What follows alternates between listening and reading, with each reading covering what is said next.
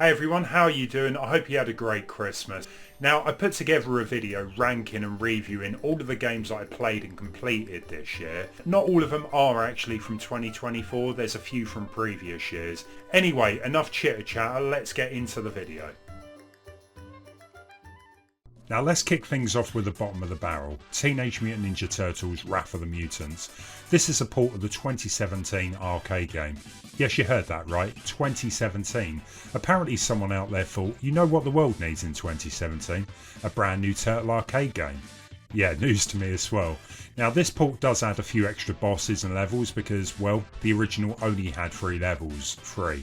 That's barely enough time to finish your pizza before the credits roll. It's also a side-scrolling beat-em-up like the old classic games. However, it is very simple. You can play with up to 4 players, which is definitely the way to go because when you're playing solo, it kind of feels like eating pizza without toppings, pointless and sad. The game is short as well. By the time you've settled into the rhythm of punching Foot Clan goons, the game's already over. Replay value? Let's just say I'd rather replay NES Turtles, and that's saying something.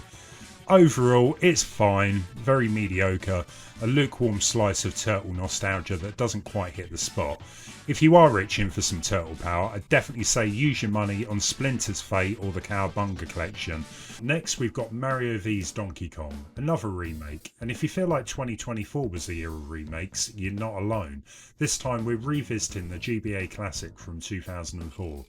Think of it as more of a spiritual successor to the original Donkey Kong on the Game Boy, a whole decade earlier. On the Nintendo Switch it does look pretty slick, like someone gave the old school charm a fresh coat of HD paint.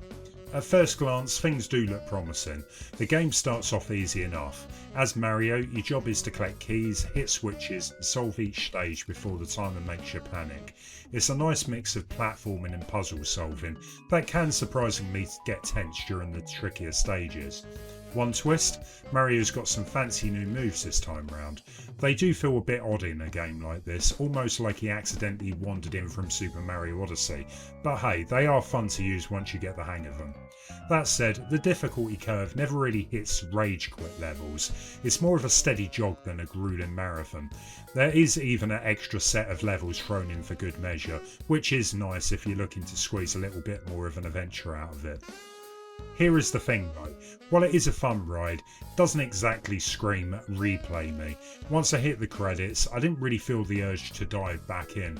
It's like eating a solid snack. It satisfies you in the moment, but you're not daydreaming about it later. All in all, it's a fun little nostalgia trip that doesn't overstay its welcome. Worth a play if you're in the mood for some puzzle platforming Mario action.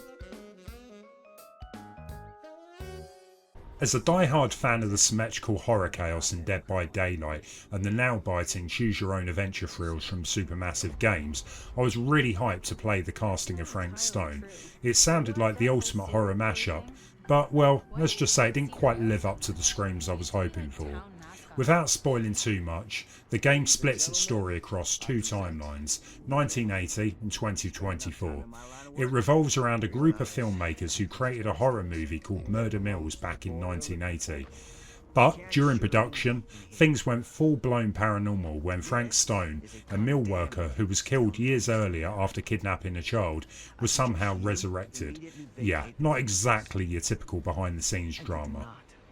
Fast forward to 2024 and the story picks up with the original cast and crew. The twist? The movie was never released and the only remaining copies are cursed. Your job is to keep as many of these unlucky souls alive as possible while unravelling the mystery. Spoiler alert, I failed miserably at that part, whoops. Now, I wanted to love the story, but honestly, it felt like it was trying too hard. Compared to Supermassive other games, the plot here was unnecessarily convoluted, like it got tangled in its own cursed film reels. And it's short, blink and you might miss the whole thing. The Dead by Daylight tie-ins? They're basically Easter eggs. Items from iconic killers like the Huntress, Wraith and Legion are scattered throughout the game. Cool for fans, but they don't really add much substance. It's more like a, hey, remember these guys moment than anything impactful. Maybe I've just played too many of these types of games lately and the burnout is real, but this one really didn't leave much of an impression on me. That said, it does look amazing. Supermassive knows how to nail creepy atmospheres and haunting visuals. So let's talk about Princess Peach Showtime. I'll admit I probably wasn't the target audience for this one, but hey, I was in the mood for a laugh. Turns out I actually ended up enjoying for what it was, a charming, light-hearted romp through the Sparker Theatre. The story kicks off with Peach squaring off against the wicked sorceress Grape. Yes, Grape. Clearly someone raided the fruit bowl for villain names. Grape and her chaotic minions are wreaking havoc on the Sparkle Theatre, and it's up to Peach to save the day. Here's where things get fun though. Peach gets to transform into several different costumes, each with its own abilities. Think of it as Super Mario Odyssey meets a very fashionable dress-up game. I was generally surprised by the sheer variety in the levels and costumes. Sword Fighter Peach, total badass. Ninja Peach, stealthy and slick. Detective Peach, quirky little mystery solver. Each transformation added a fresh twist to the gameplay, and for the most part it keeps things interesting. That said, I didn't think all the abilities hit the mark. Some felt more like filler than thrilling gameplay upgrades. By the time I reached the end, I was starting to feel a bit of costume fatigue. It's one of those games where you enjoy the ride but don't necessarily feel the urge to hop back on immediately. That said, I really enjoyed the final boss fight. Very memorable. Nice cherry on the top of this sparkly little adventure. Overall, Princess Peach Showtime is a delightful game that's enjoyable for what it is, even if it's not everyone's cup of tea. If you're in the mood for something colourful, whimsical and packed with variety, it's worth checking out. Just don't expect it to reinvent the platforming wheel. It's been years since we've had a decent Super Monkey Ball game. I've tried most of them, but let's be real, the quality took a nosedive after Super Monkey Ball 2. That GameCube controller, absolute perfection for rolling those monkeys around. Everything since has just felt off, like trying to play with a controller made of bananas. Finally though, we've got Super Monkey Ball Rumble. Let me tell you this, it's the best Monkey Ball game since Monkey Ball 2. Yes, I said it. The adventure mode is packed with stages, and here's a nice surprise. It supports 4-player co-op and even 2-player online modes. I stuck to single player for my run, but it's great to have those options if you want to share the monkey madness with friends. The big new gameplay feature is the Spin Dash. Yep, Sonic, you've got some competition now. It's a fun mechanic that adds a fresh twist to the gameplay without feeling gimmicky. I'm very glad they ditched the jump mechanic from earlier Monkey Ball games as well. Jumping in Monkey Ball always felt like sacrilege. I really enjoyed the adventure mode. It's a solid mix of fun and challenge. It didn't take as long as I expected to beat though. Only a handful of stages really made me want to throw my controller across the room. A Monkey Ball tradition. After finishing, you unlock expert stages, but I haven't braved those yet. I'm still recovering. There's also some online multiplayer, but honestly, it doesn't hold a candle to the classic. Where's my monkey target? Seriously, that mode was the best. Its absence is steeply felt. All in all, Super Monkey Ball Rumble is a triumphant return to form. It might not dethrone Super Monkey Ball 2, but it is the closest we've gotten in years. If you've been craving some nostalgic monkey rolling chaos, this is definitely worth a spin. Now, as a huge fan of retro gaming, I was really hyped up for Nintendo World Championship NES Edition. I love the NES remix games on the Wii U and the fast-paced chaos of WarioWare, so the idea of an updated version with online battles and tournaments? Sign me up! But what I got was, well, basically NES remix with slightly different vibe. Honestly, I'm not really sure how I feel about the end result. Now, if you've been gaming since the NES era, chances are you played these games a lot. Nintendo has re-released them in just about every way imaginable. Virtual consoles, mini consoles, subscription services, you name it. So the big question is, do you really want to play them again, but this time in challenge mode? The challenges themselves are a mixed bag. They range from quick tasks like collecting a coin in Super Mario Bros. To more time-consuming goals like beating a dungeon in The Legend of Zelda.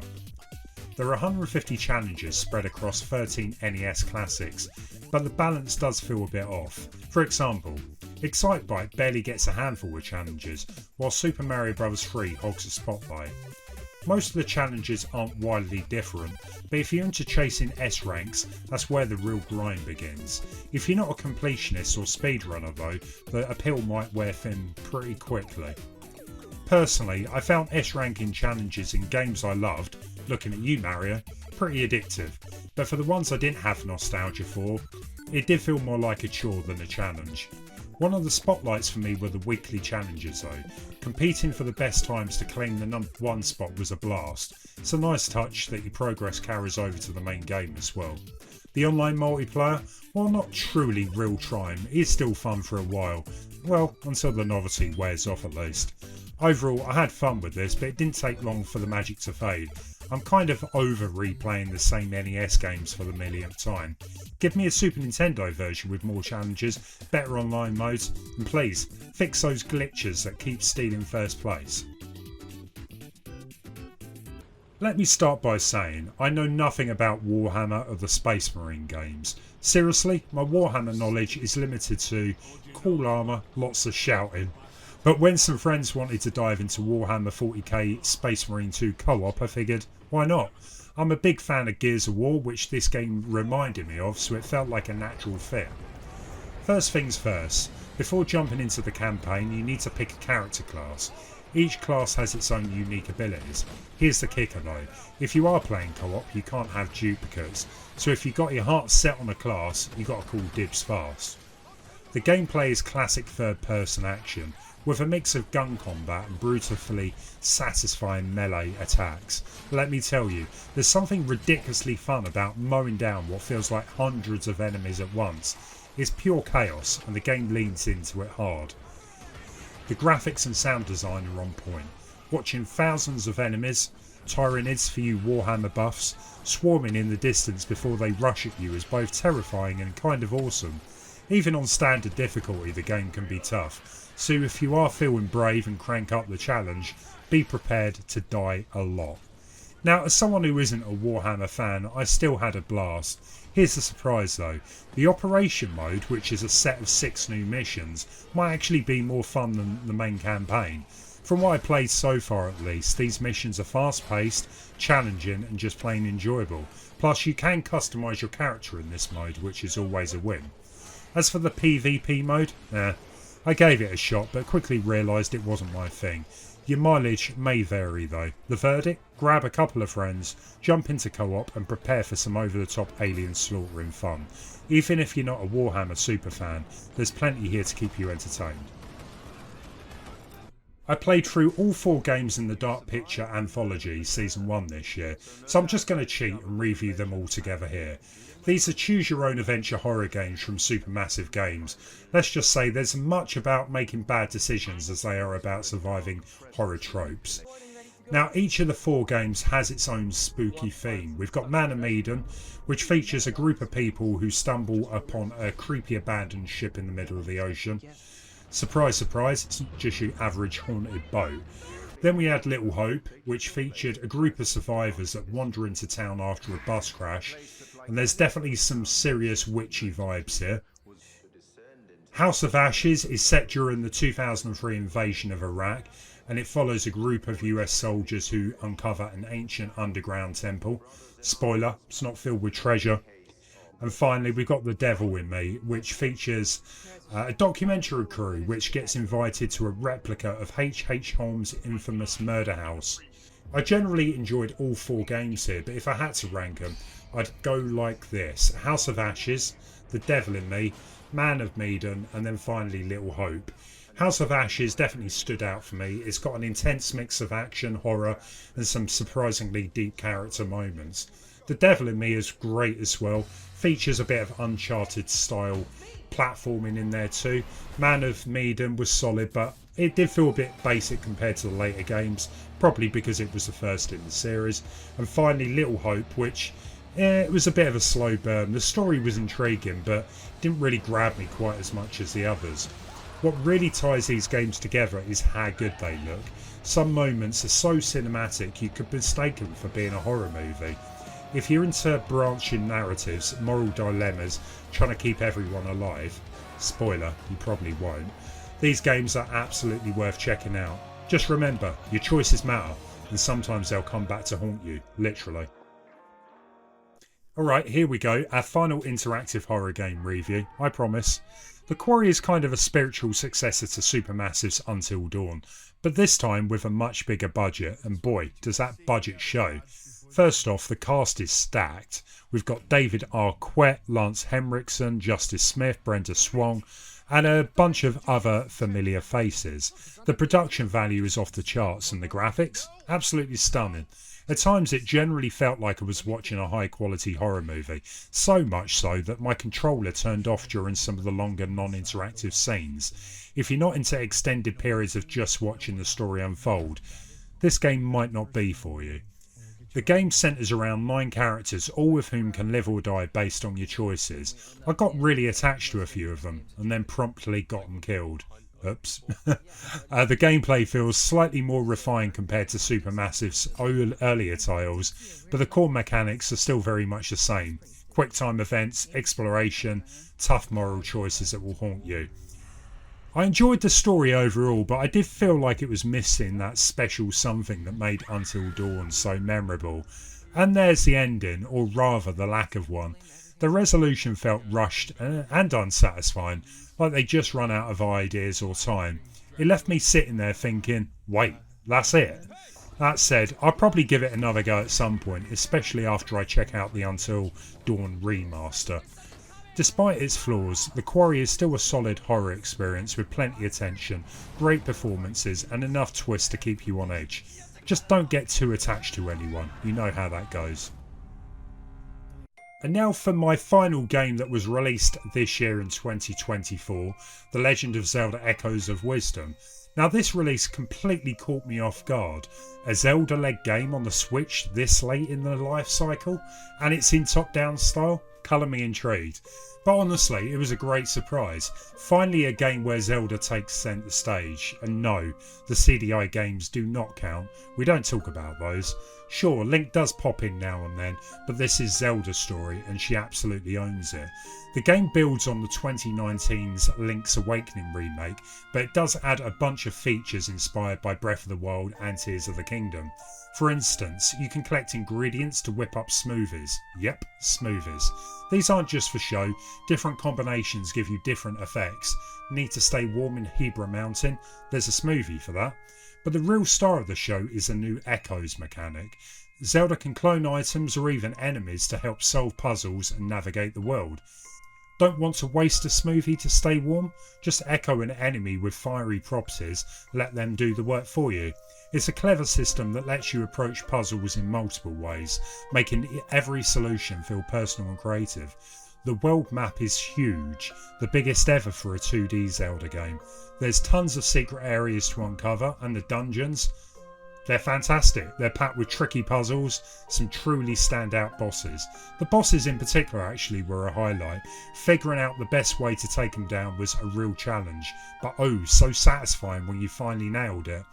Overall, this was an incredible adventure. While I still have a soft spot for the traditional Zelda formula, Echoes of Wisdom was a refreshing change of pace. And it's no quick jaunt either. Expect to sink 30 to 50 hours into your first playthrough. Without a doubt, this was my favourite game released in 2024. Here's hoping the next instalment keeps the momentum going, because if this is where Zelda's solo adventures are headed, I'm all in.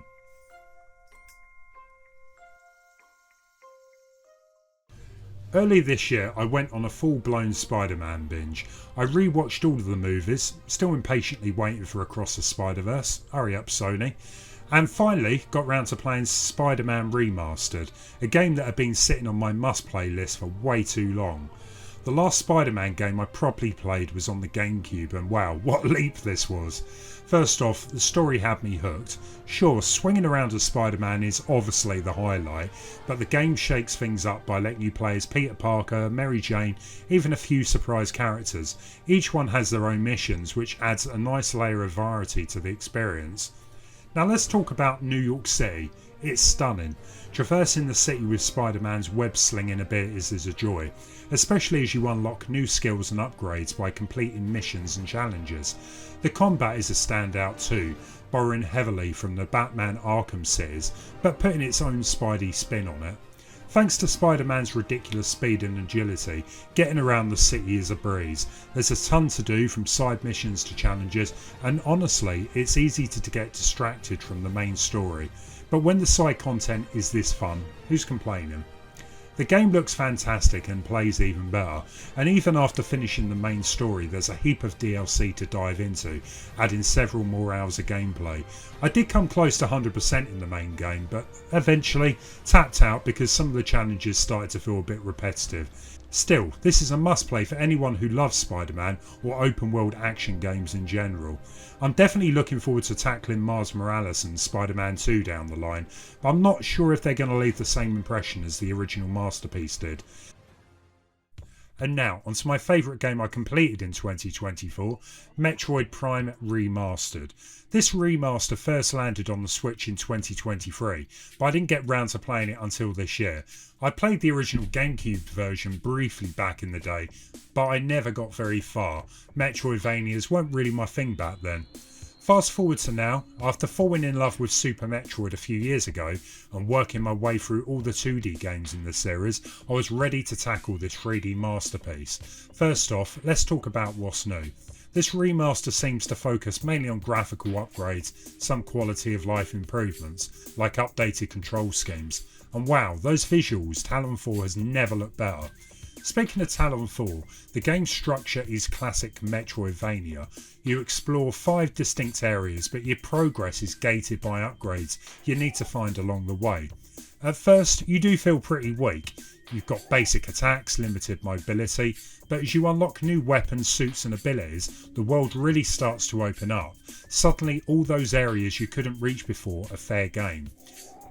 That sense of progression is what makes Metroid Prime so special. You go from cautiously navigating the world to feeling like an unstoppable force, and it's incredibly satisfying. That said, the 3D map was a bit of a hurdle for me. It's detailed, but it can be disorientating. I definitely missed items and doors because I couldn't quite figure out the map's perspective. Thankfully, it is something you adjust to in time. Early on, I did find myself dying quite a fair bit, but once I started stacking energy tanks and upgrades, the game shifted dramatically. By the end, I felt like a powerhouse, ready to take on anything the game threw at me. The music, absolutely phenomenal. Each area has its own distinct soundtrack. Most of the tracks are unforgettable. They really help set the mood, whether you're exploring a snow-covered area or descending into a fiery cavern.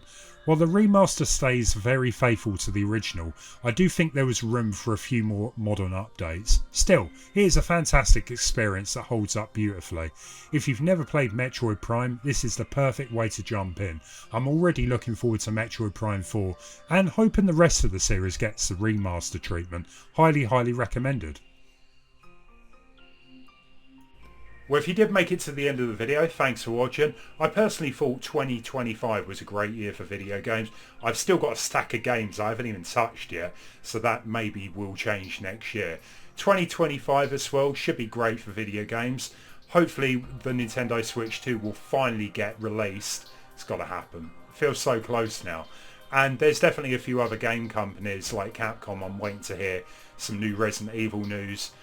Yeah, we'll just see what happens. I hope you have a great 2025. Do leave me some comments down below as well. What were the games you enjoyed the most this year and what games are you looking forward to in 2025?